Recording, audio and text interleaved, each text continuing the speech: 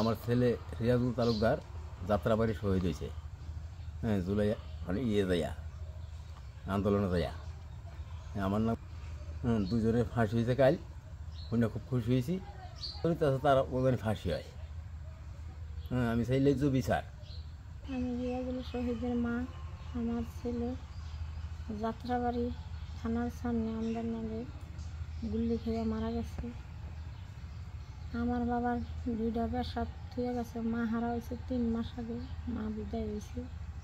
বাবা গেল 3 মাস পর। একে ওই নাই, বয়স্ক দাদা দাদি ছাড়া ওকে ওই নাই। আর চাচা বাবারাও লালন পালন করে। আমি সূক্ষ্ম বিচার চাই।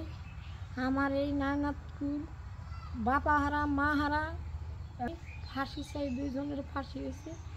আরও যত মানুষ আছে যারা এই আসামির ভিতরে, তারা যদি ফাঁসি হয় তাহলে আমরা মনটা খুশি হয়। আমার বাবা আমার মা তো ডাক দিতে পারে না যে 1 বছর 3 মাস, তার শিবু তো জানি তার বাপ মারে ডাক দিতে পারে না।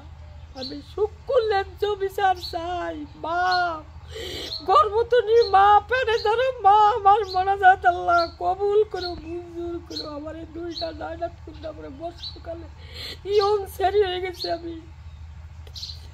তবে এই বিচার চাই, আমার নায়নাত করে সূক্ষ্ম বিচার চাই।